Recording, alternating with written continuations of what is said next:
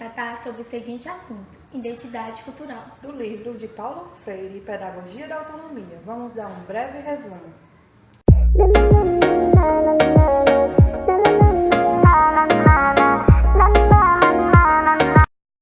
A identidade cultural é um conceito aplicado nas áreas da sociologia e antropologia, que indica a cultura em que o indivíduo está inserido, ou seja, a que ele se compartilha com outros membros de um grupo, seja as tradições, as crenças, as preferências, dentre outros.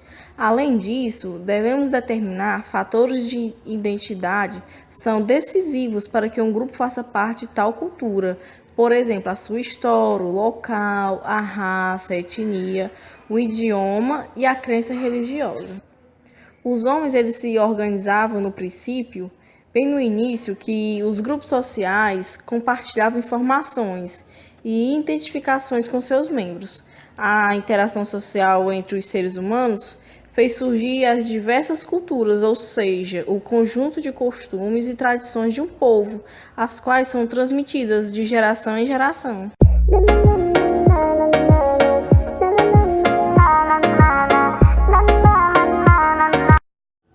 Não se cria um ambiente de aprendizagem verdadeiro quando o professor é daqueles que diz: faça o que eu digo, mas não faça o que eu faço. Ou pior, faça o que eu mando, mas não faça o que eu faço. Que quando as suas palavras não são correspondidas pelo seu exemplo, os alunos percebem e passam a desconfiar do que ele ensina. Por quê? Porque tudo que ele diz fica simplesmente desacreditado. Não é possível educar quando todo aquele discurso bonito, em vez de fundamentar a ação, procurar maquiar e esconder a prática. Como diz Paulo Freire, pensar certo é fazer certo. Alunos percebem com muita clareza quando o professor é incoerente, contraditório ou quando simplesmente não acredita muito naquilo que ele mesmo diz. Eles percebem quando o professor não está muito convicto do sentido de cobrar de determinados conteúdos da disciplina. Eles notam quando o professor está cansado e passa a reproduzir mecanicamente a explicação do que está no livro didático.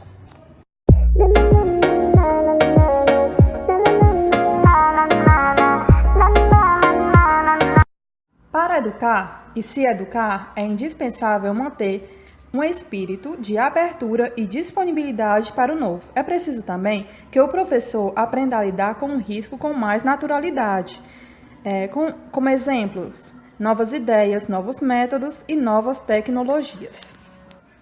A escola tem o papel de contribuir na reflexão sobre essas questões. A necessidade de estimular os alunos a se assumirem como sujeitos é particularmente importante quando se vive em uma atmosfera autoritária, em que as pessoas acabam aprendendo a tratar os outros como objetos, porque um dia foram tratadas assim também.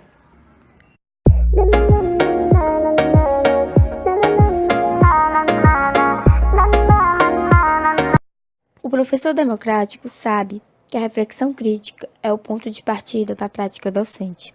Ele sabe também que a reflexão crítica por si só não é suficiente. O ensino e a aprendizagem exige um movimento dinâmico e dialético entre o fazer e o pensar sobre o próprio fazer. Aqueles saberes que o professor vai aprendendo na sua prática docente são saberes importantes em que demonstra a sua experiência.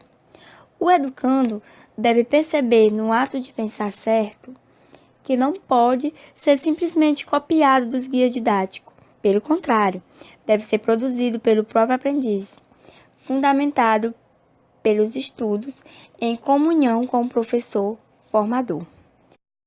Por exemplo, um professor educador arrogante, ao se achar pronto, ao se imaginar indiscutível e ao pensar que aquela fração de conhecimento que ele sabe já é o suficiente, ele perde automaticamente o sentido de sua prática e tende a reproduzir erros que não são admitidos, imaginando eles que são certos.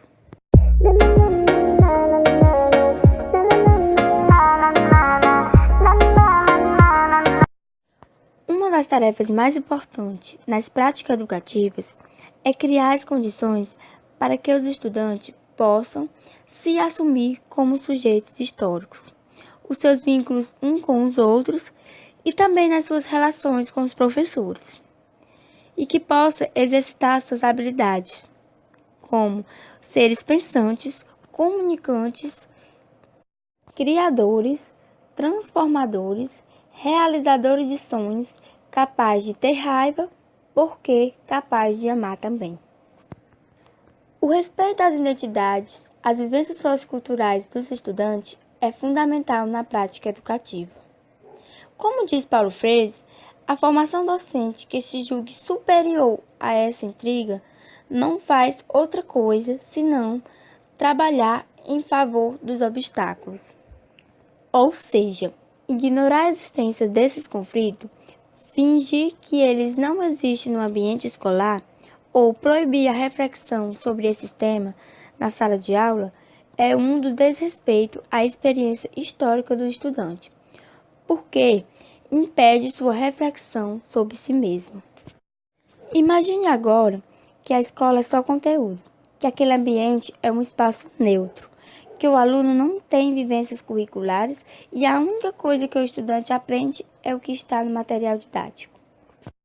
Claro que automaticamente seria um conhecimento vago, sem produtividade.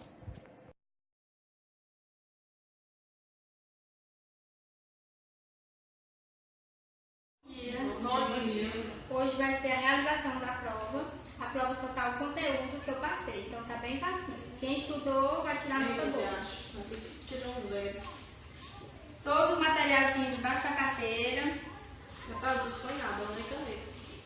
Mas não tem problema, querida. Eu me empresto a mim. Não tem nenhum papelzinho aqui. Não, tem não. Nem perigo, tá? Podem realizar a prova, tá, gente? Tá terminado? Muito bem. Boa noite, viu? Boa noite. Ela passa a prova? Nossa, nem imagino.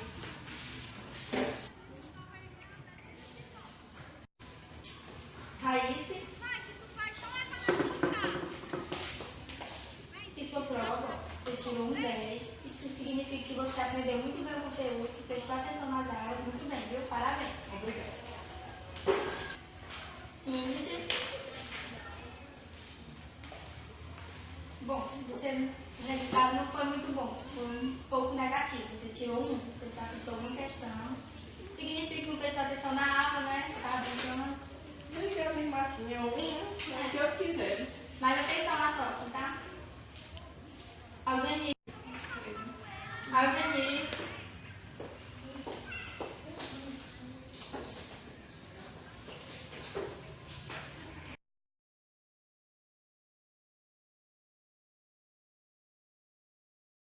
Bom, essa vivência aconteceu com Paulo Freire. Diz ele: nunca me esqueço, na história já longa da minha memória, de um desses gestos de professor que tive na adolescência remota. Gesto cuja significação mais profunda talvez tenha passado despercebida por ele, o professor, e que teve tanta importância e influência sobre mim. Ele ainda acrescenta: eu era um adolescente inseguro, feio, percebendo-me menos que os outros, incerto das minhas possibilidades, e ainda mais, era mal-humorado com a vida. Qualquer consideração feita por um colega rico de classe já me parecia o chamamento à atenção das minhas fragilidades. E a cena foi a seguinte: o professor trouxera de casa os nossos trabalhos escolares, chamando um a um, devolvia-os com o seu ajuizamento. Em certo momento, me chama e, olhando o meu texto, sem dizer palavras, balança a cabeça positivamente. O gesto do professor valeu mais que a minha própria nota. O gesto do professor me trazia uma confiança de que eu era possível trabalhar e produzir, de que era possível confiar em mim mesmo,